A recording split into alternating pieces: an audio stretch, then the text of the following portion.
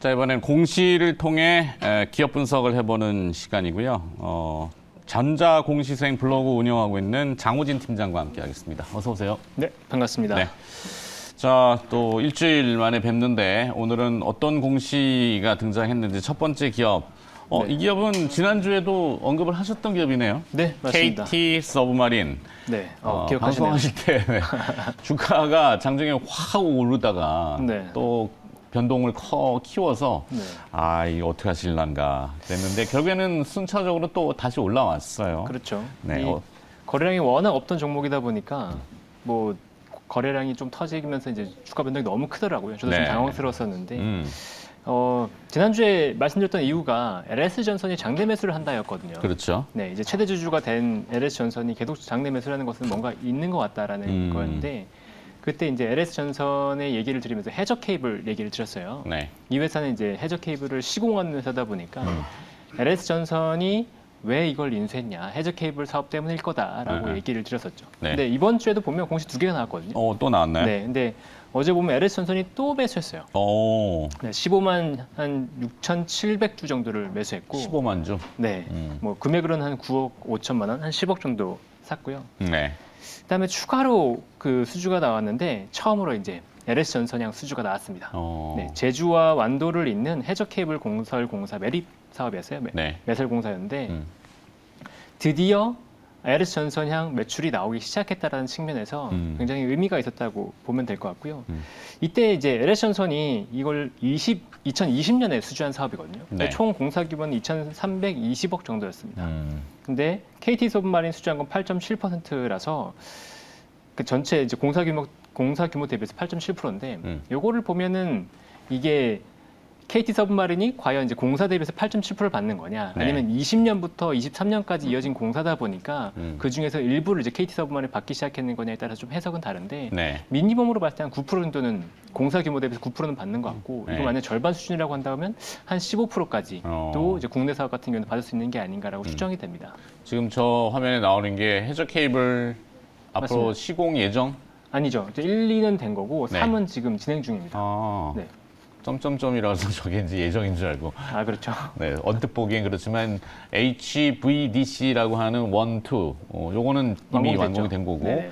3가 지금 이제 들어가고 있는 네, 거군요. 올해 마지막에 이제 완공이 됩니다. 저게 이제 다 그 KT 서브마린 케이블이 쓰이는 건가요? LS 전선에 이제 케이블을 쓰는 전선. 거고, 네, KT 서브마린은 LS 전선양 이제 케이블을 처음으로 전선을 이제 매설하고 저기 시공하는? 그렇죠. 시공한 사업이다 보니까. 네.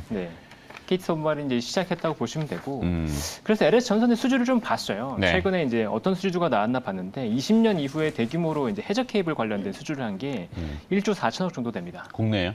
아니죠. 국내외 다 합해서. 다 합쳐서? 네. 그러니까 이거 수주가 나온 것만, 공식적으로 수주가 나온 것만 그렇고, 기사상으로 보면은 대만의 해상풍력 사업을 또 한 8천억 정도 수주했다고 해요. 25년까지. 네. 그다음에 네덜란드 쪽에서 수주도 한 1,340억.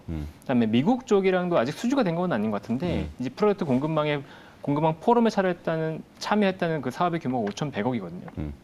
이걸 합해보면 LS전선의 사업 규모가 2조 원이 넘습니다. 그러니까 KT 서브마린도 지속적으로 수주를 받을 물량들이 계속 많이 있다는 얘기가 되는 거겠죠. 그러네요. LS 전선향을 통해서 KT 서브마린도 뭐 묶여서 그룹 이렇게 뭐 하여튼 뭐 그룹핑이라고 해야 되나? 그렇게 들어가겠군요. 그렇죠. KT 서브마린의 주가는 그래서 계속 관심을 두고 계시다는. 그렇죠. 중장기적으로 계속 좀 관심을 가져야 될 것 같고 이제 질문을 많이 받았던 게 있어요. 어떤 KT 거죠? 서브마린이 이익이 이제 그냥 건설공사인데 네. 과연 다른 제조업체처럼 영업 레버리지가 나을 것이냐, 그게 좀 궁금해하시더라고요. 그래서 좀 이제 비용을 이렇게 분석해봤는데 네. 변동 비용이라고 네. 매출액이 올라갈 때 같이 올라가는 그 비용이 있거든요. 가격 연동제 같은 형태. 그렇죠. 그런 변동 비용이 한 35%, 한 40% 이 정도 사이 되는 것 같더라고요. 네. 그리고 고정 비용이 감가상각비랑 이제 인건비 같은 게 많이 있어서 충분히 영업 레버리지는 나올 수 있고 뭐 영업 이익의 한계 마진 같은 경우에는 한 10에서 20%까지 충분히 갈 수 있다. 이렇게 보이더라고요. 그래서 네. 장기적으로 보고 관심을 두시면 될 것 같다. 시가총액이 1,600억이니까 조금 밸류에이션 매력도 있어 보이네요. 네, 지금 당장은 없지만 앞으로 그렇죠. 수주가 나오면서 이 실적이 가시화되는 게 이제 보이면 아마 그림을 그리지 않을까라고 생각합니다. 좋습니다. 자, KT 서브마린이 공시가 다시 나와서 지난주에 이어서 이번 주에도 다시 언급을 해주셨고 두 번째 기업으로 좀 넘어가 볼까요? 네, 두 번째 기업은 번째는 엔지캠 생명과학입니다. 엔지캠 생명과 네. 말도 많고 탈도 많은. 그렇죠. 네. 그래서 저 공시를 보다 보면 얘기를 드리고 싶은 게 이제 정말 상식적으로 이거 왜 사지? 뭐 이런 것들이 있어요. 상식적으로 납득이 안 되는 그런 공시들이 나올 때가 있거든요. 네. 그러니까 엔지캠이 대표적으로 좀 그렇습니다. 방금 말씀하신 것처럼 말도 많고 탈도 굉장히 많은 회사란 그렇죠. 말이죠. 그리고 포이즌 필 독소 조항까지도 아마 등장했던 걸로 제가 기억이 되는 것 그렇죠. 같은데. 네. 경영진이 약간 비도덕하다 이런 아. 평가까지 나오는 회사잖아요. 그렇죠. 그런데 그런 내부자들이 장내 매수를 했어요. 어... 네, 이제 송기영 대표를 비롯해서 규모는 저기 뭐. 화면에 나오는 저 정도인가요? 네, 어제 나온 공시에서 이제 2억 6천만 원이었고 네. 그다음에 3월 10일에 나온 공시에서 또 윤영배 부사장이 6천만 원 정도를 샀습니다. 그러니까 3억 2천만 원. 그러니까 많은 규모가 아닐 수도 있지만 네. 사실은 이렇게 약간 이제 비도덕한 그런 분들 같은 경우는 돈을 굉장히 끔찍히 아끼거든요. 네. 그런데 그런 분들이 돈을 들여서 자기 회사를 샀다. 그거는 애매하다. 그냥 넘기긴 조금 애매하다. 뭔가 있을 수도 있다. 그렇죠. 이 네. IB를 중개한 데가 이제 KB로 제가 알고 있는데 예전에 그렇죠. 이것 때문에 아주 그냥 고생 많이 했습니다. 네, 고생을 많이 하신 그 근데 담당자한테 잘 알고 있잖아요. 근데 보면 내용을 네. 보면 물론 회사는 안 좋아요. 그러니까 임상하던 거 다 중단했고 회사 자체는 뭐 그렇게 좋지 않은데 네. 지금 이제 봐야 될 게 순현금이 1,700억이 넘습니다. 어쨌든 자금 조달에 성공했으니까 순현금이 현금. 네, 현금이 1,700억이 넘는데 네. 회사 시가총액은 1,300억이에요. 그러니까 이 돈 가지고 뭐 M&A를 하든 뭘 하든 잘 활용만 하면 뭔가 할 수 있는 계기는 될 거다. 네. 라고 보는 거죠. 그래서 뭐 회사를 지금 당장 봐야 된다, 사야 된다, 뭐 이런 건 아닌데 그렇죠. 그냥 관심을 갖고 있다가 매우 독특한 공시다. 그렇죠. 뭔가 엔지캠 관련해서 그 무언가 또 다른 뉴스나 공시가 나온다 그러면 네. 움직일 수 있을 거다. 뭐 이런 느낌으로 보시면 됩니다. 하여튼 냄새는 나는데 향기로운 냄새는 아닌 것 같고 그렇죠. 네. 뭔가 냄새는 난다. 네, 이 정도로. 네. 자, 세 번째 기업으로 넘어가겠습니다. 세 번째 기업은 재룡전기인데요. 재룡전기. 지난주에 제가 KT 서브마린을 하면서, 말씀드릴 예. 때 재룡전기 말씀드렸죠. 그렇죠. 재룡전기 향기가 난다. 딱 마침 여기는 재룡- 향기로운 향기군요. 그렇죠. 어떤 마침 공시죠? 재룡전기가 그 수주가 나왔는데 그 미국향 두상 변압기 공급 계약이 나왔어요. 205억 원 규모. 뭐 네. 계속해서 수주가 나오고 있기 때문에 이번 수주 자체가 막 큰 의미가 있다 이런 건 아닌데 제가 이제 수주를 다시 한번 살펴봤어요. 그 작년 3분기 말 기준으로 수주 잔고가 1,762억이거든요. 수주 잔고가. 근데 그 전년도인 21년도 말에 수주 잔고는 380억밖에 되지 않았어요. 네. 그러니까 수주가 갑자기 폭발적으로 늘어난 거죠. 어. 그러니까 이 폭발적으로 늘어나면서 실적이 좋아지고 그러면서 시장의 관심이 늘어났던 게 이제 재룡전기거든요. 네. 그러니까 그런 관점에서 이제 KT 서브마린이랑 비슷하다고 얘기를 드렸던 거고. 그 미국의 지금 변압기가 약간 품귀일 거예요. 그렇죠. 그죠? 그 얘기는 네. 지난번에도 해주신 것 같고 거기 뭐 변압기를 만들어야 되는 미국이 이제 US 스틸인가요? 거기가 아마 제일 적인데 뭐 그때 얘기 들었는데 이게 조합이 잘 안 돼가지고 하여튼 우리 삼성이나 뭐 SK나 현대나 미국에 공장을 짓잖아요. 그렇죠. 그러면 전력이 어마어마하게 필요할 거란 말이에요. 그렇죠. 근데 이제 네. 더 대체 전력인 뭐 그린 에너지도 지금 미국도 많이 하고 있는데 그렇죠. 일단 변압기는 중요하니까. 그렇죠. 무조건 들어간다고 봐야 되고요. 음. 네.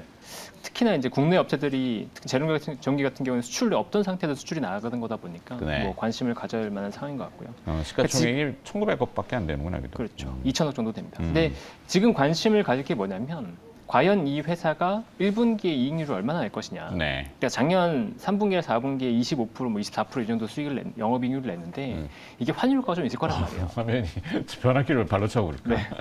환율가가 좀 내려왔을 때 과연 이제 수익성이 얼마나 될 것인가. 이것도 좀 지켜볼 만한 포인트인 것 같습니다. 하여튼 수주 공시가 나왔다는 거죠. 그렇죠. 네, 수주 공급 공시가 계약 이번에 체결. 나왔죠. 네. 이거는 뭐 향기로운 향기. 네.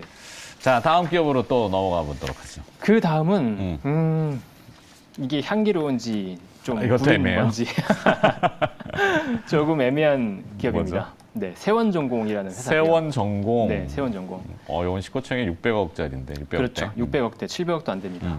근데 공시가 뭐가 나왔냐면 피델리티 자산운용이 장내 매수를 했다고 나왔어요. 지분을 확대했다고. 네. 혹시 피델리티 자산운용 잘 아시나요? 뭐 요즘은 잘 모릅니다. 예전에는 좀 많이 알았는데 요즘 뭐 하고 있나 모르겠네, 저기. 그러니까 피델리티가 보면 글로벌리 이제 가치 투자의 제명사 장기 같은, 투자하는. 그렇죠. 장기 투자하고 그런 회사가 지분을 투자했다는 건데 세원전공의 그 주가를 한번 살펴봤어요. 그랬더니 거래가 3년 동안 정지가 된 거예요. 그러게요. 네. 왜 이랬을까? 그렇죠. 근데 이제 거래가 정지가 됐는데 피델리티가 풀리고 나서 샀다? 이상한 네. 거죠. 네. 거래가 정지됐다는 건 회사가 뭔가 문제가 있었다는 거거든요. 그래서 살펴봤더니 2019년에 세원전공의 이제 오너 부자가 대규모 횡령을 했어요. 아. 네. 근데 보면은 시가총액이 700억도 안 되는데 횡령 규모가 무려 4,236억입니다. 놀라시죠? 기침이 나오네. 많이도 해드셨네. 예. 진짜 어마어마하게 했었고 네. 세원전공에 대한 이제 횡령 금액만 해도 2천억 정도입니다. 아. 근데 뭐 횡령이라고 하는 게 정말로 회사에서 돈을 팍 뺐다 뭐 이런 건 아니고 유용 그런 건 아니고요. 이제 그 해외 수출할 때 뭐 네. 반제품이나 이런 것들을 수출할 때 이제 중간 회사가 있는데 네. 그 회사를 개인 회사로 설립해가지고 회사로 돌아가야 될 이익을 이제 빼돌렸다는 거죠. 아. 네. 그래서 보면은 지금 그 2심까지 끝났어요. 네. 2심까지 유죄로 끝났고 그런데 2심이 유죄가 판결이 난 상태에서 거래가 재개가 됐거든요. 그 배경을 보면 아마 세 가지 이 그 돌려왔던 이익을 환수하나? 그게 되겠죠. 3심이 끝나면 이제 그게 되겠죠. 결정 나면. 네, 그래서 그 세 가지 조건을 걸었는데 하나가 일단 질권 설정이 있었습니다. 그 네. 대주주의 지분을 묶어놨군요. 세원전공이 이제 질권 설정을 한 거예요. 그래서 나중에 확정 판결이 나가지고 벌금을 내게 되면 그 질권 설정한 걸 뺏길 수도 있는 상황인 거죠. 네. 그리고 그다음에 횡령한 회사가 있을 거잖아요. 중간 회사. 그거를 이제 50% 자회사인 제2호로 사업권을 넘겼습니다. 그리고 내부 통제를 강화한다고 발표를 했고요. 네. 그래서 투자 포인트를 보면 이제 집행유예 상황이고 내부 통제를 강화했잖아요. 네. 더 이상 회사가 여기에 대해서 뭔가 이상한 행동을 하기는 어려운 거다라는 지켜보는 거죠. 분들이 많고. 그렇죠. 그리고 실적을 보면 이 회사 특이하게 6월 결산입니다. 그래서 23년 1분기, 2분기, 곧 작년 9월과 12월 말 이제 분기를 보면 네. 흑자 전환을 했어요. 본업은 뭔가요, 근데? 본업은 본업 말씀 안 드렸는데 본업은 자동차의 차체 부품입니다. 차체 네, 부품. 자동차 부품사죠. 현대기아차에 들어가는 자동차 부품사고. 네. 그러니까 2017년부터 굉장히 실적이 안 좋다가 작년 3분기, 4분기부터 실적이 좋아지기 시작했어요. 그럼 거래가 안 끊겼다는 얘기군요. 네, 거래가 끊기지 않았죠. 보통의 회사 문제가 생기면 거래를 끊어버리면 그건 뭐 껍데기만 나와버릴 수 있기 때문에. 그렇죠. 네. 그러니까 매출은 물론 급감했는데 네. 그렇다고 하더라도 관계는 이어오고 있습니다. 네. 그리고 이 회사가 막대한 수년금이 있어요. 네. 이게 시가총액이 710억인데 네. 수년금 규모가 지금 시가총액의 2배가 넘습니다. 장부상으로 그렇게 잡히는 거예요. 장부상으로 네. 1,800억 정도. 그다음에 PBR은 0.2 정도밖에 안 돼요. 자산 가치가. 그렇죠. 그리고 부채 비율도 20%가 안 됩니다. 네. 그러니까 자산 가치 아주 훌륭하고 PBR 0.2. 그러니까 지배주중 기준으로 자본 총계가 4,600억이거든요. 근데 시가총액 600억 미만이에요. 그럼 이 상황을 생각해 볼 수 있겠죠. 그러니까 제가 왜 이 회사를 갖고 왔냐면 실적이 좋아지는 것도 있는데 대주주의 지분은 질권 설정했잖아요. 네. 그러니까 벌금을 내야 된단 말이에요. 근데 벌금을 내야 될 때 돈이 좀 부족할 수 있죠. 그러면 700억짜리 회사의 지분을 당장 뺏길 수도 있다는 거예요. 네. 근데 이거를 선택하느냐, 아니면 만약에 막말로 1,800억 정도의 수년금을 배당을 해가지고 제대주주가 갖고 건 다음에 물 수도 있는 거고. 그렇죠. 정말 최악의 상황에서는 청산을 하면 이 회사가 가치가 3천억, 4천억 될 거란 말이죠. 그래서 회사가 분명히 이 지분 가치를 높이기 위한 여러 네. 가지 전략을 펼칠 수밖에 없는 상황이다. 네. 그게 이제 명확하게 보이는 거라서. 공시를 통해서 그 힌트를 얻었다. 그렇죠. 네, 피델리티가 산 게 그냥 산 건 아닌 것 같다. 그렇죠. 회사에 이제 워낙 저평가되어 있는 건 맞으니까. 오케이. 여기까지 들어야 될 것 같아요. 네, 네, 알겠습니다. 시간이 더 가면 안 되니까. 오늘 기업 4개 들었고요. KT 서브마린, 엔지캠 생명과학, 재룡전기, 세원전공 특이한 공시사항을 좀 들여다봤는데요. 참고를 하시기 바라겠습니다. 자, 도움 말씀 주신 분은 전자공시생 블로그를 운영하고 있고요. 장호진 팀장이었습니다. 고맙습니다. 네, 감사합니다.